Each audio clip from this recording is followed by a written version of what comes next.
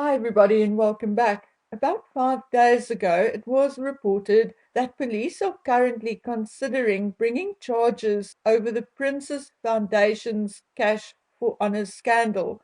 And that is putting it nicely because we also know the king, then still a prince, came walking in himself with a suitcase full of cash once and a shopping bag full the second time.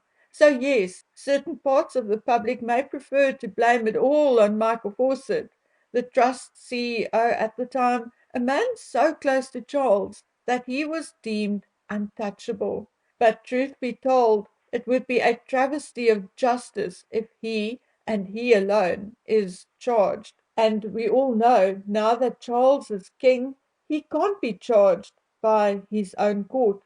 So there is that, and hence I do not think anything will happen, and I doubt Fawcett will be charged. I think the matter will just go away. But that is not what I want to talk to you about, not at all, or even close. But I thought it would be the ideal introduction to prove that when things happen around the royal family, often just like it happens around all of us, it is often hidden, ignored, or twisted because the members of the royal family are not just like us and they have no desire to be part of everyday difficulties of life. So, what I do want to talk about is this. You may remember that on the 29th of August 2020, a body of a female was found in the pond at Kensington Gardens in line of sight of William and Catherine's apartment at Kensington Palace. Now, Kensington Gardens are not part of the actual royal property, but it borders the palace grounds directly. William and Catherine were at Balmoral at the time. The whereabouts of the other royals residing at Kensington Palace at the time of the incident is still unknown. The police arrived at the gardens at about 7 a.m. on August the 29th after someone spotted the body and called the Metropolitan Police. The woman was unresponsive when the police arrived. She was declared dead at the scene. In a statement released shortly after, law enforcement said they were treating it as unexplained but not suspicious. Now, you see, it appears that unless someone is absolutely butchered or obviously shot, no other death is ever suspicious in England, however unexplained it may be. Yes, indeed, even before an autopsy or toxicology report is issued. But let's rather move on. Initially, police thought it was the body of Endeline Lycett Green, who had been missing for a few days. The police notified her family. A few days later, her brother posted that being informed that the body found was that of Endeline, they had been grieving her when she returned home. Wow!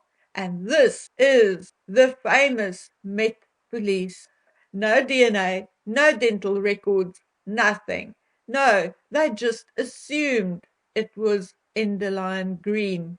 But the fact that they did sort of identify the body as Enderline actually tells us quite a bit.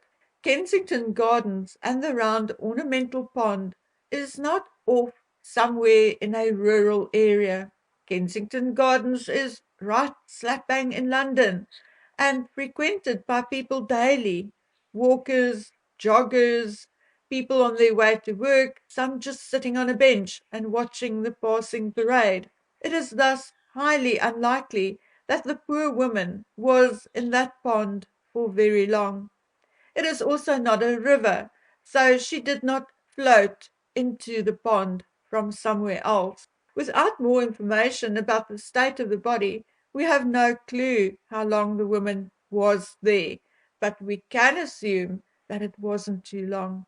The fact that they mistook her for Enderline tells me there was some damage to her face. Obviously, police would have been able to just look at her and see that it was not Enderlein. That is, unless she died elsewhere days before and was dumped there, but unless there was damage to her face or significant decomposition, it is hard to understand why and how they could have made such a big and horrible mistake. Weeks later, journalists were following up and discovered that results of the post mortem were still not available. To date, 1,000,001 excuses had been brought forth. Things like maybe the police has solved the mystery and the family asked for the details not to be released. I don't quite believe that because I think it is owed to the people who live in the area to know who it was or whether the death was indeed from natural causes or not. Yet, no matter how deep you dig online, there is no more details available. I mean, we can just assume Jane Doe died of something in a pond near Kensington Palace. That is it. Sorry, not good enough. Leaving only one question, and that is why the secrecy? However, like I said, regardless of the fact that the Met Police made a mistake and identified this woman as Enderlein, and maybe if the face was unrecognizable, it tells us this person had at least the same hair color and same build as Enderlein.